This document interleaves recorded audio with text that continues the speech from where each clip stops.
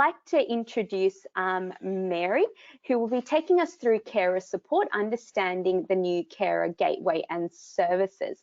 But before I do, just a quick summary of what we'll be doing. Firstly, I'll be taking everyone through who is a carer and what their roles are. Before Mary will be coming on and talking about the new carer gateway, the types of services that it offers, and who and how that can be accessed. She'll also be touching on the carer support planning process. So firstly, who is a carer? Well, in most cases, a carer is usually an unpaid family member or friend. So this could be a daughter caring for their mum, or perhaps a neighbour that checks in on the person next door. Caring for someone with macular disease might involve a few hours a week of getting groceries, or maybe picking up some large print books at the library, or perhaps researching an easy-to-use mobile phone for the person. Now, it might start off with a couple of hours a week, but it can definitely develop into a full-time role as vision worsens. Now, caring for someone with macular disease may also require you to read bills and mail that comes in the post, perhaps find innovative ways for that person to continue their daily activities and hobbies. Perhaps it might include cooking or cleaning or other activities in their house. Or perhaps it means driving that person to and from different locations, particularly with eye appointments. Now, we've popped a link into the chat function of this webinar, and that link contains some information for people, for carers, specifically looking after those with macular disease. Now, as a carer, it is important to know that there is support for you in your role as a carer. There are a wide range of community services that can assist you, things such as transport, delivery of meals, and even cleaning around the home. And there's also services like Carers New South Wales that can provide information and resources to support you in your role as a carer. And today we have Mary from Carers New South Wales. So Mary is the Manager of Education and Training at Carers New South Wales. She has been working here for over 11 years, developing and delivering education and training to carers, service providers and industry professionals across New South Wales on carer-related issues, needs and best practice. Before joining Carers New South Wales, Mary worked as a social worker with a large government organisation. And as a former carer herself, she brings a lived understanding and passion to her role in education and training with Carers New South Wales. So, hi Mary, thank you so much for joining us today, and I can't wait to hear what you have to say. Thank you. Thank you, Delaney. A pleasure to be invited to come along and talk about the new Carer Gateway services. There certainly have been some changes, specifically around the services for carers and how they're being delivered since April this year. Oh, I have to show my... Okay. Sorry, Mary, I think we're unable to see. If you could just turn on your webcam. Perfect, there we go. I'm on now. Thank you. Now I just need to, okay, I need to see my, oh, there we go, beautiful. So real pleasure to be here to talk to you all today about the new Carer Gateway services. So for the next 40 minutes odd, we're probably going to go through and just let you know a little bit around what they are, how you access them, and what are the changes exactly, because it's a very different way of providing services to carers that differs from what you may have been used to. But for just with regards to, oh, hang on a minute. Oh no, hang on. Sorry everyone, I'm there, okay. So for those of you who may not be aware of Carers New South Wales, or who we are as an organisation, we are the peak non-government organisation for all carers in New South Wales. We are a part of a network of associations right across Australia, whose common vision is an Australia that values and supports all carers.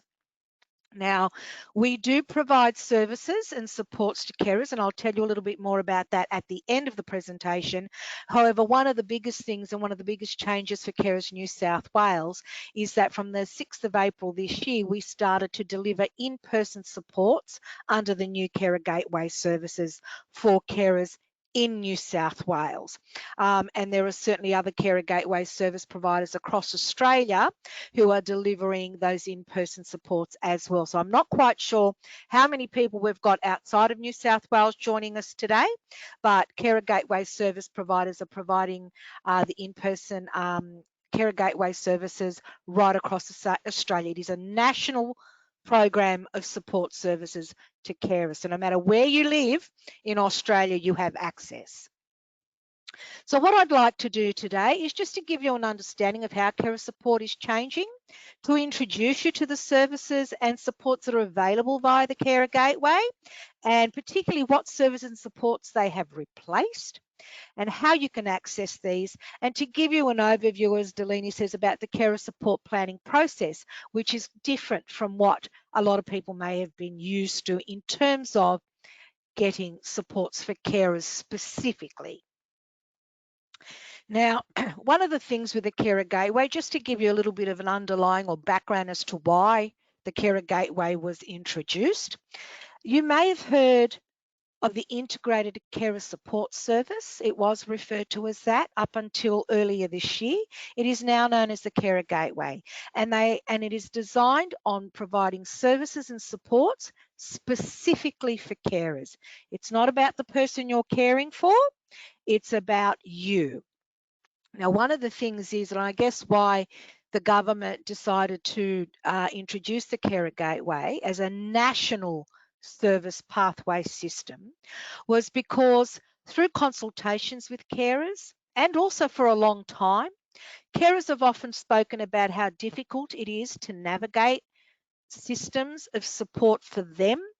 A lot of supports have been, I guess, embedded into those supports that are provided to the person you're caring for, and sometimes they're lost in that. And so it's really around making that a system that's easy to navigate, one port of entry, one point of entry, one telephone number that is national, one website that is national, and in that way making it more accessible, because we know that a lot of carers in the past have fallen through the gaps. A lot of carers that I certainly meet when I go out and do my presentations and my talks have not accessed any services because they don't know what to ask for. They don't know what's out there, so they don't know what to ask for. So it's really about making a system that is a little bit more accessible and more easy to navigate.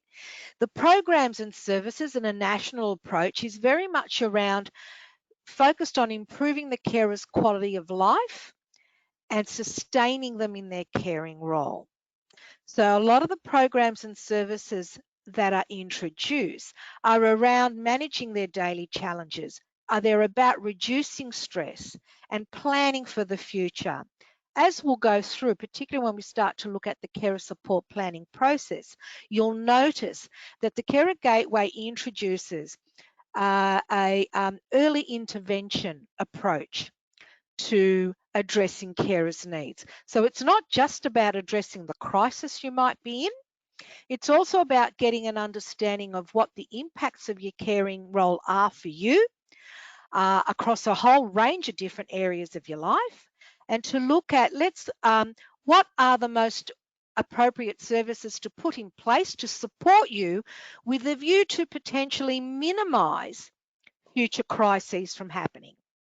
So it's really trying to improve the sustainability of carers in their training role through trying to minimise a lot of those crises, because we know for a lot of carers, a lot of the supports that were available to date were very much around, you call us, you're in crisis, we deal with the crisis, we may never hear from you again until the next crisis occurs. So it's really about getting that early intervention approach involved.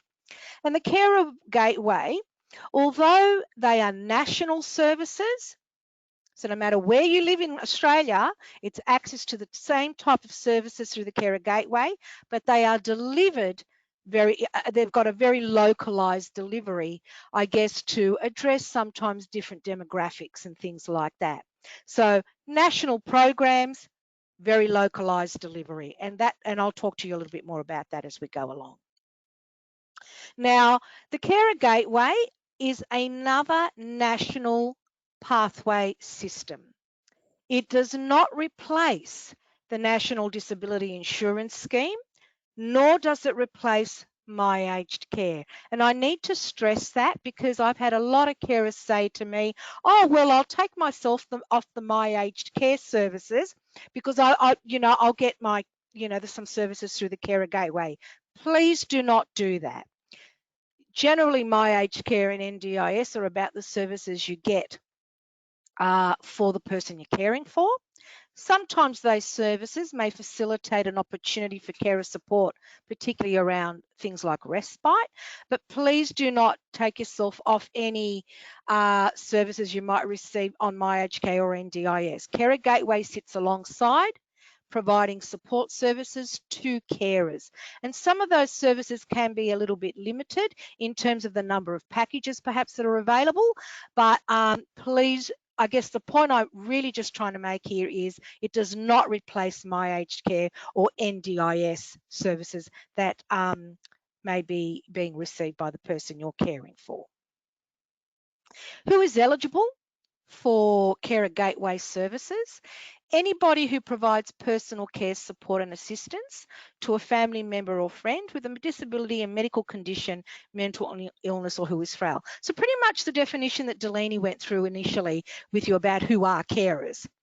It does not include, the services are not for people who provide care under a service contract, a formal volunteer, or a training course. So not your formal paid care workers. And we need to make that distinction because we know the word carer is used to describe a myriad of carer type roles, functions, services. So it's not for your professional paid care workers that might come into your home and provide support. It's for our informal, unpaid carers.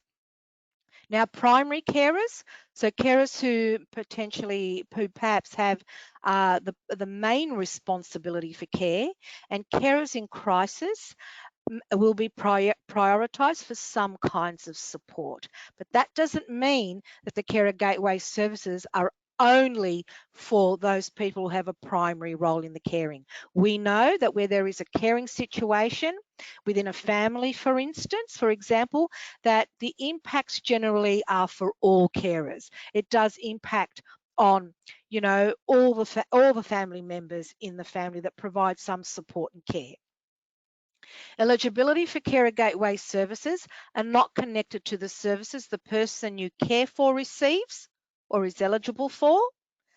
Eligibility for Carer Gateway services are also not going to impact on any services that you might be getting or any Centrelink entitlements that you may have as carers.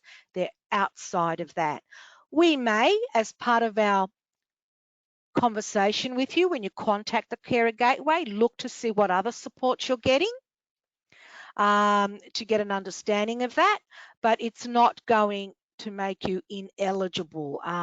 It's not going to preempt you for being considered for some of those supports. So I'm hoping, if you haven't had a look at the Carer Gateway itself, that's the website right there. It's national, as I said, and this is sort of, I guess, what the page looks like. It is not, I know that some carers have been quite traumatised by the NDIS website and by the My Aged Care website. I think government has learnt along the way and have very much looked to try to make this not as convoluted, easier to navigate. So at the moment, that's how you access. There's a lot of information on there, and this is the number, the 1800 422 737 is the number you now contact for services for carers, specifically for carers. For some of you who may perhaps have been might be familiar with the carer line number that the carers associations, including Carers New South Wales, that you may have been contacting to get information, support and referral. Some of you might be familiar with that number. That number has now been replaced by this number, the 1800 422 737. The carer line, the National Carer Counselling Program, the mental health respite and carer support program that were delivered by organisations like Carers New South Wales are now no longer are being delivered, have now been replaced by the programs under the Carer Gateway services. In addition to that, the Commonwealth Respite and Care Link centres and the contact numbers for those and the programs that were delivered under that have now also been replaced by the Carer Gateway services. So I guess they're the two main points here, is those specific organisations delivering carer supports, information and respite have now, those services are now replaced by the services provided under the Carer Gateway. Contactable through that particular number, the 1800 422 737. Now, what is available to you on the Carer Gateway? Now, Carer Gateway provides both online and phone-based services and some in-person services as well. So I'll tell you about those. So since July 2019 and continuing and will continue, carers who like to do a lot of their supports and business online can access some online and phone-based services. And these are specifically phone counselling around the caring role in terms of managing stress, information and resources, so lots of information around the caring role, around things like perhaps particular entitlements you might have, around planning for emergencies, anything like that. That information is also available via the Carer Gateway. There are also carer forums that carers can register and participate in, similar to a chat forum where a carer anywhere across Australia can join the conversation, can pose a question. That is all online. So sort of like, yeah, so the chat forums, if you're familiar with things like that, posing a question and getting some people sort of join the talk and give you some response and guidance and things like that, or you can join the talk as well. It's a great way to connect carers over a chat forum. There are also some self-guided coaching modules, very short little sessions that provide some information, opportunities for reflection on a variety of topics, resources and some carer tips. So some of the topics, for instance, are things like your health and well-being, what makes for good support, work, study and volunteering, things around finances, things around emotional health. There's a whole range of different short topics there. And there are also some skills courses. Again, self-paced, which means you can work at it at your own pace, education modules that you can participate in, giving you information. They're interactive, allowing time for reflection, giving you some resources, and they're specifically around managing stress. So these services are all available online and will continue to be available online to you. I would really recommend just to get on the website and have a little bit of a look and see what's available to you and get a feel for, it's not a difficult website to navigate, because I can tell you I'm no technological whiz kid, but I've found the Carer Gateway, quite easy to navigate, quite clear.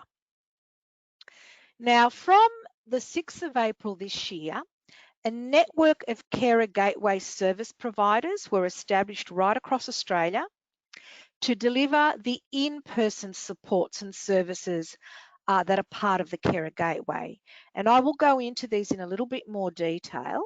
These are specifically around carer support planning, in-person peer support, in-person counselling, emergency respite care, carer-directed support, which are financial packages, and the in-person carer coaching, which is one-on-one coaching for carers with a volunteer, will come into play from 2021. So a lot of work is being done on that.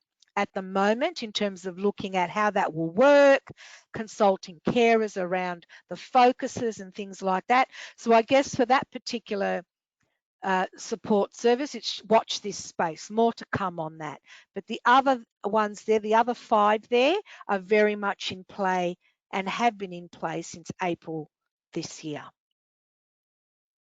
So now I'm not sure, there are probably people who have joined us right across Australia, and I can certainly send some information to Delaney or Natasha around who the other Carer Gateway specific service providers are for other gateway areas across Australia.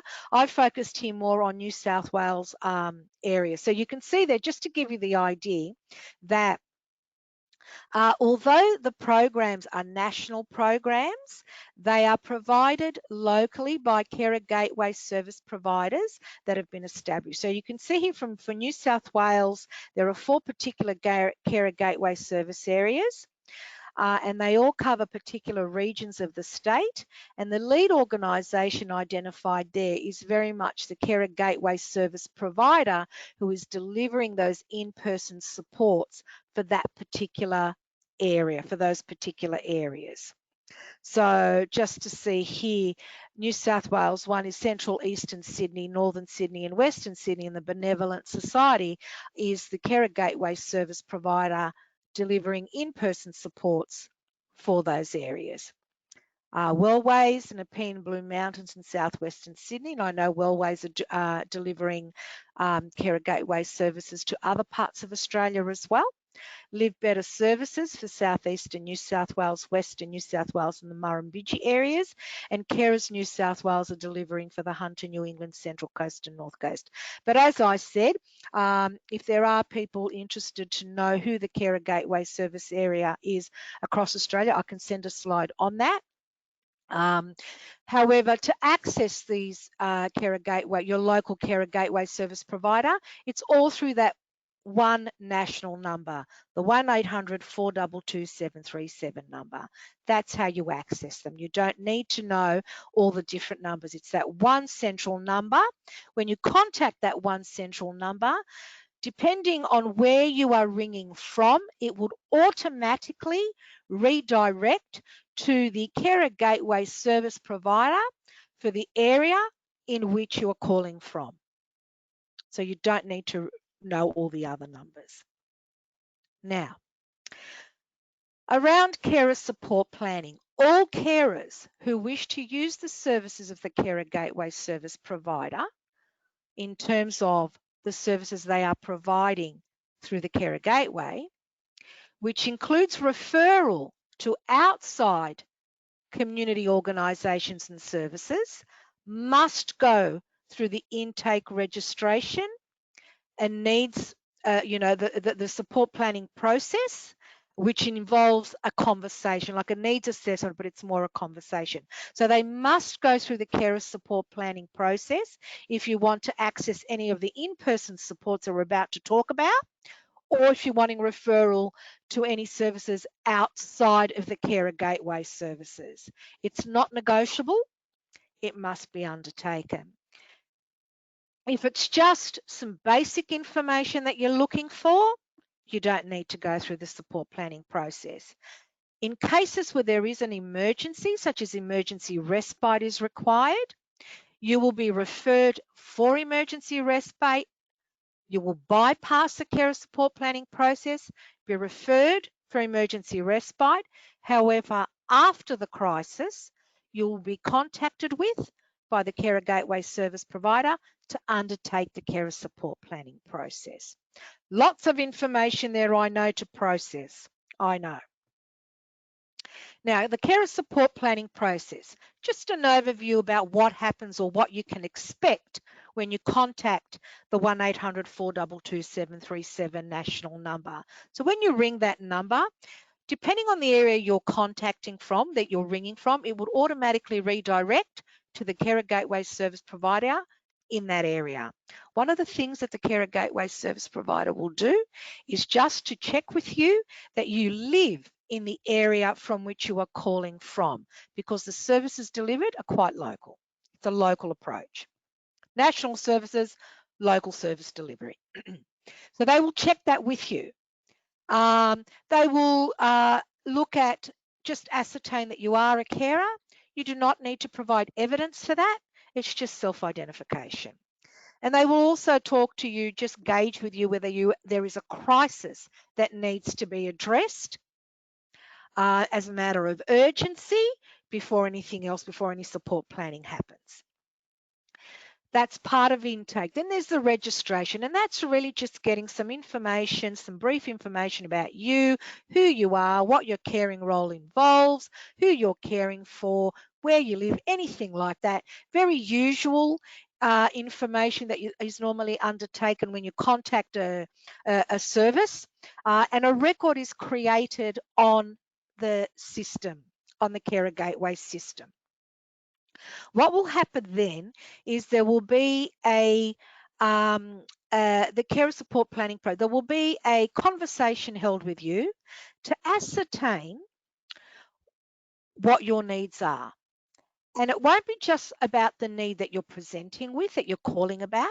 It will also look at an opportunity to reflect on how your caring situation is impacting on you across a whole range of areas, because we know that caring does not have just the one impact. It's not just going to impact on one area of our life. There's a lot of areas. So things that the Carer Gateway service provider will explore with you, will have a chat to you about, will be things around your health, things about your caring role, how you're managing at home. Are you finding time for yourself? Are you getting time out from your caring role? Your emotional health, your financial situation, and also if you're working or studying. So exploring those areas, they're the sort of areas that we know impact on carers. They're the areas we wanted to be able to sustain carers in, to enhance their overall health and well-being. So it's having a conversation around those aspects of your life and getting an understanding of how things are for you. In some areas, you might have no issue at all, and that's not a worry.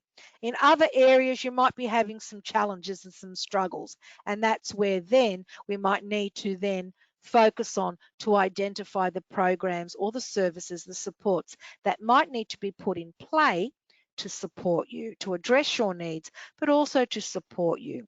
And the identification of, I guess, where you're at and what's happening for you, what your needs are, will then determine what plan of action we put in place with you, and looking at what are the services that we need to make referrals to, both internal to the Carer Gateway, and also if there's any services outside of the Carer Gateway that we put you in touch with to address those needs. It is the services that you access, the services that you are referred to, are very much based on your needs at the time that you contact and you make that, you have that conversation with the Carer Gateway service provider.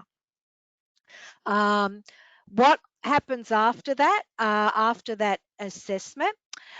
You will be put in touch, or you'll be referred to services, so service delivery.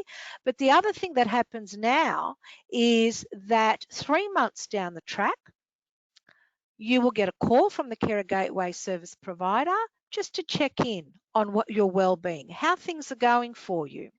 How are the services that have been put in place sustaining you? Are they sustaining you? Are they appropriate? Have things changed for you? Has the person perhaps that you're caring for condition gotten worse, and your needs have changed in certain aspects of your caring life? What's going on for you? Now, at that time, there might be an identification and looking at, okay, well, we might need to put in some other services here. Things have changed, so those things might need to be addressed. If things are going A-OK and there's no issue, then what will happen is 12 months down the track, you'll get a contact again from the Carer Gateway service provider just to see how things are going, how you're faring, have things improved, are there other needs? So that is really, I guess when you look at the carer support planning process, you can see that there is quite a difference from perhaps how you've received services in the past, where a lot of the time it's been in crisis. You contact, we deal with the need, we may not hear from you again. It's really about addressing what your needs are now and for what may come, and to look at putting some services in place to support you and to address any potential crises that may come up down the track. Things might be okay for you. You might be managing quite well, but there might be some goals that you might want to attain. The Carer Gateway service provider might also talk to you, what are some of the things that you might like to be doing in 6 months' time? Or, is there a course you might like to do? Is there something that you want to be able to put in place for you? Some goals that you might want to achieve, and looking at how we address those as well. So now, when I talk about this conversation and this planning framework and any goals, it's nothing like the NDIS. The NDIS is very stringent and you have to provide evidence. It's nothing like that. It is based on that conversation that you have with the Carer Gateway service provider. Moving along, in-person peer support. Now, the in-person peer support is a service under the Carer Gateway provided by Carer Gateway service providers, and they are free facilitated peer support forums. So similar to your carer support groups, if you're a part of a carer support group. So it's a similar thing like that, connecting with other carers. However, the difference is that they are very structured sessions. There are 4 sessions.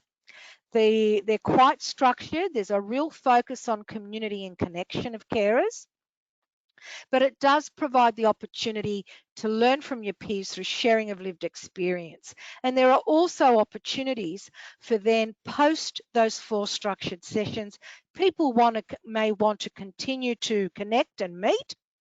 So opportunities and support for how you might do that. So you might want to continue to do that over Zoom or online, or if it's quite local, you might want to meet at a cafe, anything like that.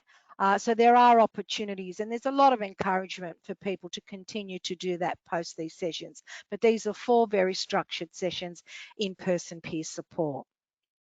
There is also in-person carer counselling, so free counselling services of up to 6 sessions for carers who are experiencing stress, anxiety or depression as a result of their caring role.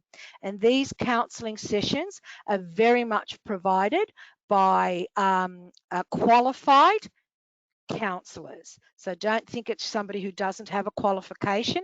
They're either counsellors, psychologists or social workers that have a number of years of practical experience behind them. They're quite, these qualifications have been set by the government in terms of who provides this counselling to carers.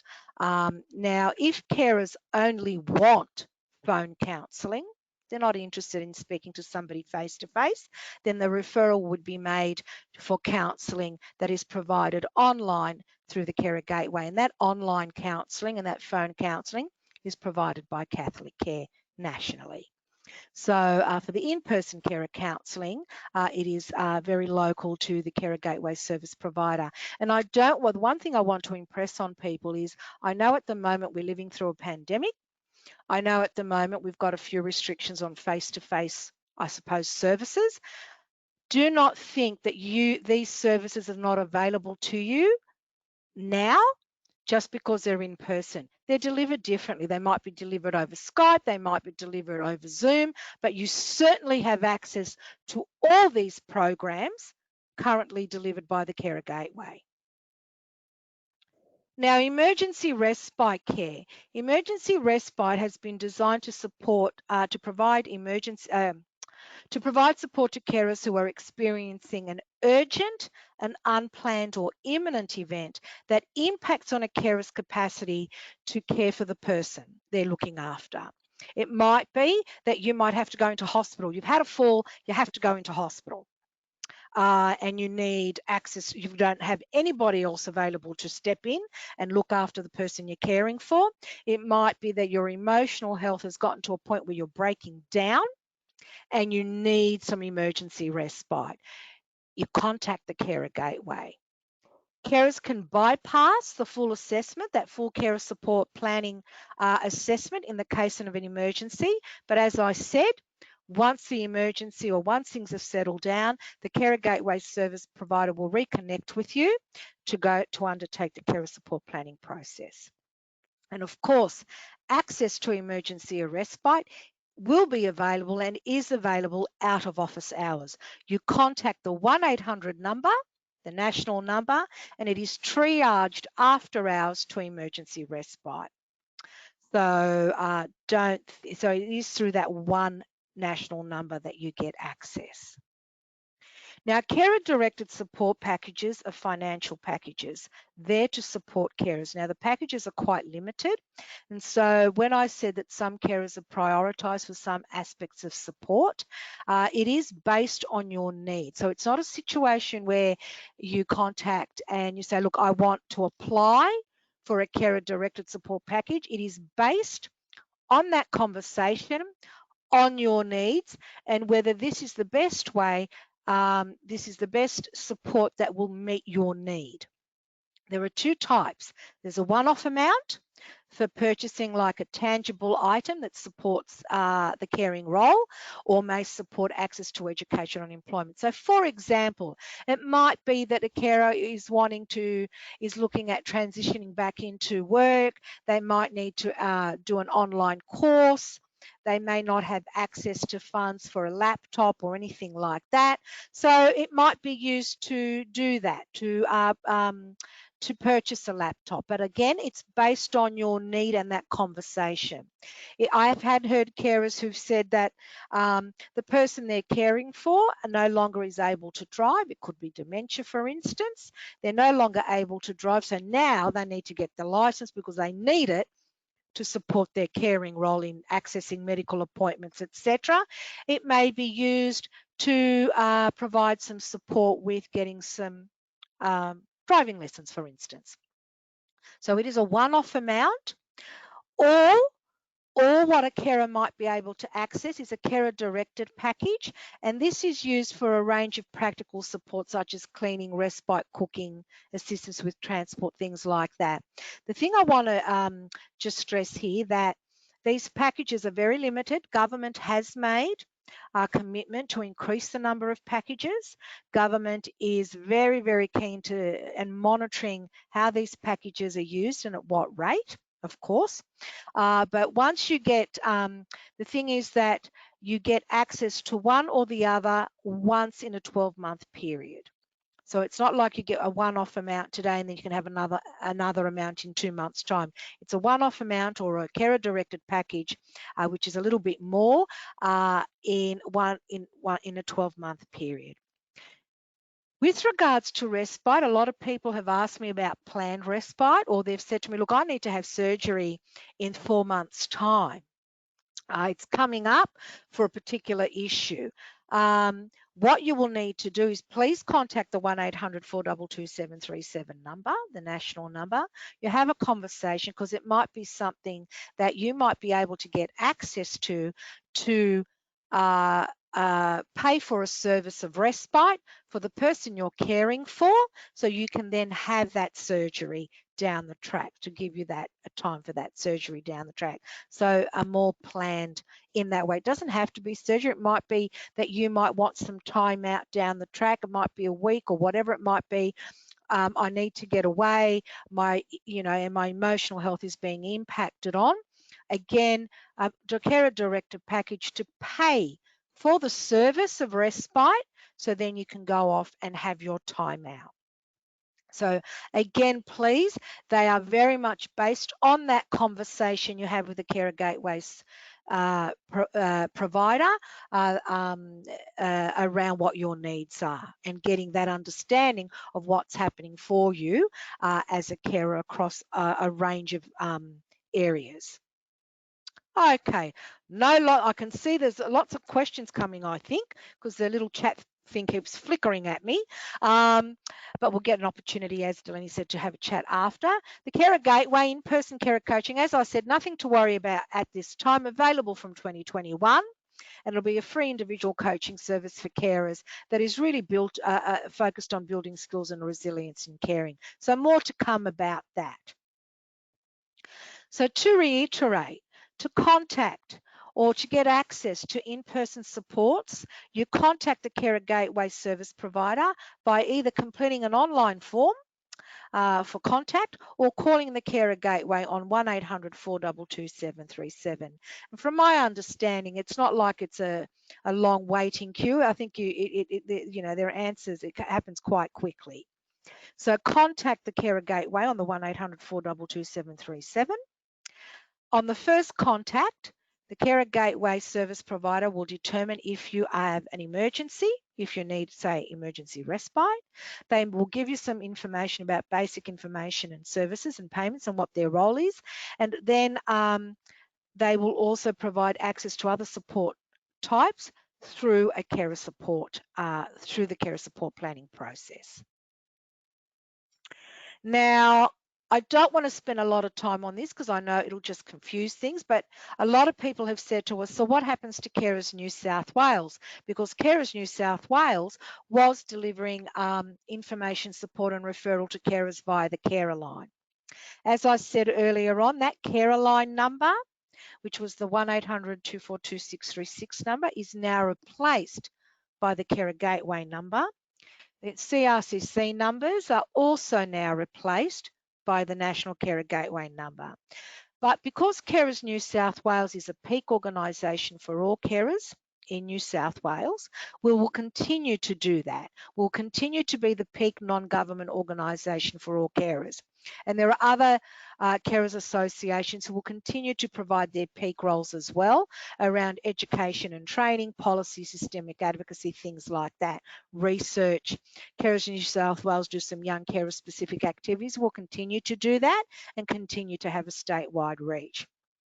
There are also some projects and programs that are delivered through different funding sources, which will continue to run. That's all I really want to say about that, because I don't want to confuse the issue. I want the focus to really be that information, support, referral for carers specific supports through the Carer Gateway at this time.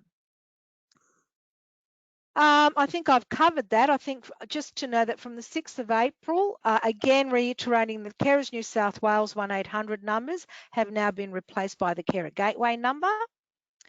Information and resources, including online counselling, are currently available via the National Carer Gateway. In addition to that, there are in-person supports that are provided via the Carer Gateway as well, through the Carer Gateway service providers that are based on that conversation, on that support planning process. And for more information, if you're wanting to know more, please visit the Carer Gateway website, have a look. I know that a lot of people who have undertaken, a lot of carers, we've had some feedback from carers who have gone through the carer support planning process. They have found that quite a positive experience. We've had some good feedback around that. It is a very different way of accessing supports, but a lot of carers have said, look, it's been great to actually have that opportunity to talk about my caring role, to be able to reflect on the impact across a whole range of areas, to be able to sort of plan for some of the things that I might need to put in place to support me down the track, and also for that opportunity for that reconnection. We also have a lot of information on the Carers New South Wales, although quite state specific, around the Carer Gateway as well. So I would say please do visit. Have a conversation with the Carer Gateway. Give them a call if there's some concerns that you might have about your caring role. Give them a call. See how you go with that. And then if there are any issues out of that, certainly contact your Carer Gateway service provider to discuss those. So I'm going to leave that at that. I'm going to leave it, I think, back to Delaney. And if there are any questions, we'll be able to sort of have a chat about those. But thank you, everyone, for your attention. I know a lot of information to take in one fell swoop, but I understand that this is going to be made available to you. Is that right, Delaney? Yes, so this webinar will be available to view on our website as well, but I'll definitely talk about that in a moment as well. Perfect. Okay, well, thank you so much for that, Mary. That was extremely informative. I definitely learned a lot from that. Now, just a reminder for everybody for questions. I did say this before, but I'll just reiterate. If you do have some questions, you can pop them in the question bar. And again, you just have to click on the fourth icon. That's a little question mark inside the speech bubble, and then you'll see a white rectangle at the bottom. You can type your questions in and then select send. I will be reading out the questions shortly, but just a reminder, only an MDFA staff member can see those questions. So please don't be afraid, send them through. And again, if you could make the questions quite general, that would be appreciated. Now, before I do move on to the questions, I did want to talk quickly about the Macular Disease Foundation Australia. There's 4 pillars to our work, with an overall goal of reducing the incidence and impact of macular disease. The first pillar is prevention and early detection. So we provide accurate, ongoing and current information to try and increase the awareness of macular diseases all around the country. Just last year, we reached over 7,000 people through our education sessions, and we're hoping to do the same this year as well. Support and services. We provide support for the macular community and also facilitate access to other support services as well. I'll talk a little bit about this in a moment. Voice of the macular disease community. So that is our third pillar. It is our privilege to advocate for the best interests of the macular community, whether it be designing policies for state or federal government or making sure that medical benefits aren't cut. And finally, research and data. So all funds that are donated to research go directly to our research grants program. And we've donated a massive $4.1 million to 21 different research projects since 2011. Now, moving on to here. So this is how we can help you. Now, our national helpline, that 1-800-111-709 number, that's not just a number to call when you're having IT problems with webinars. We actually provide a lot of information when you call that line. So if you have questions about age-related macular degeneration, or perhaps diabetic eye disease. Maybe you've gone to the ophthalmologist and you've received a bill and you're not too sure how the Medicare rebates work. Or perhaps you just want to learn a little bit more about My Age Care. Now, all of those we can definitely help you out with, and any macular disease related question that you might have. Now, I'm sure that some of you are sick of hearing my voice. So instead, you can email us. That's at education@mdfoundation.com.au. If not, you can also go on our website as well. That's www.mdfoundation.com.au. All of our resources are available there, and everything that we provide is for free